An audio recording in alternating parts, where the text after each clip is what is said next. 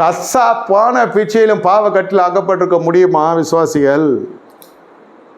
முடியுமா ஐயா? நாங்கள் தான் ரட்சிக்கப்பட்டு ஞானஸ்தானத்தை நீங்கள் தானே என் ஞானஸ்தானம் கொடுத்தீங்க. கரெக்டு. உங்கள் மனசுக்குள்ளே என்ன நடக்குது அதை வந்து சுத்திகரிக்கணும். பணத்தாலெல்லாம் இல்லை. அன்பின் காணிக்க, அப்பார்ட் ஃப்ரம் தசம்பாகம், அன்பின் காணிக்கன்னுவாங்க. சில பேர் பாஸ்டர் என்ன பண்ணுவார், ஒரு விழா வைக்கிறோம், அவங்க வீட்டிலே பல பிரச்சனை எனக்கு தெரியும். அண்ணா இதை வச்சுக்கோங்க, இந்த விழாக்காக இதை வச்சுக்கோங்க, இது வந்து வச்சு நீங்கள் ஸ்டார்ட் பண்ணுங்கள். இது எந்த கணக்கில் வைக்கிறதுனே தெரியாது. அப்படியே அது ஆத்மார்த்தமாக அவங்க சபைன்னு இருப்பாங்க. விசுவாசி தான், அது அடுத்த பாஸ்டர், அந்த கமர்ஷியல் இதெல்லாம் இல்லை. மக்கதோன சபையார் பரிசுத்தமான குறைவுகளுக்கு என்றே கொடுக்க ஆரம்பித்தாங்க.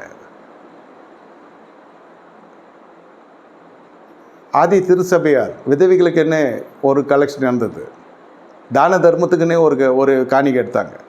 அதில் இந்த அப்போஸ்தலர்கள் கரைப்படையக்கூடாதுன்னு சொல்லிட்டு அழகாக ஒதுங்கிட்டாங்க. இதில் எங்களுக்கு பங்கம் இல்லை, பாத்தியமே இல்லை. இதுக்குன்னு ஜனங்களை கத்திரி எழுப்புவார். அவங்கக்கிட்ட இந்த காசு கொடுத்து அவங்க போய் விதவைங்களுக்கெல்லாம் சேவை செய்யட்டும், நம்மளுக்கு வேணாம். நான் என்ன செய்வேன்னா அப்பம் பெட்கர்லேயும் உபதேசத்துலேயும் தான் தரித்திருப்பேன் அப்படின்ட்டு அவங்க சொல்லிட்டாங்க.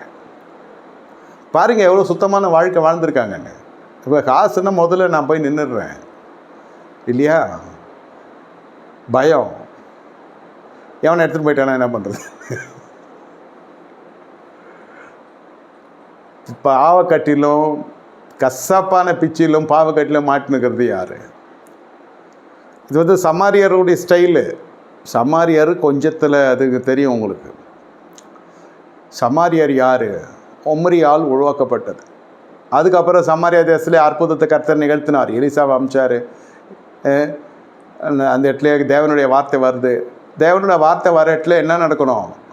வளம், விடுதலை நடக்கணும். வளம் மட்டும் இல்லை, காசு வராது, விடுதலை உண்டாகும். எதுலேயும் நீங்கள் வந்து மாட்டிக்கொள்ளக்கூடாது, எதுலேயும் போய் நீங்கள் கவர்ந்து இழுக்கப்பட்டுறக்கூடாது. அதுதான் ஒரு ஊழியக்காரன் வந்து ஜெபிக்கிற பொழுது ஆவியின் அபிஷேகம் பெற்றவங்க சத்தியத்துக்கு நிறைய உங்களை நடத்துவாங்க. வந்து ஜெபம் பண்ணிட்டு போயினே இருப்பாங்க, காப்பி குடிச்சிட்டு. சில பேர் வந்து ஜெபம் பண்ணிட்டு காணிக்கை வாங்கிட்டு போயினே இருப்பாங்க.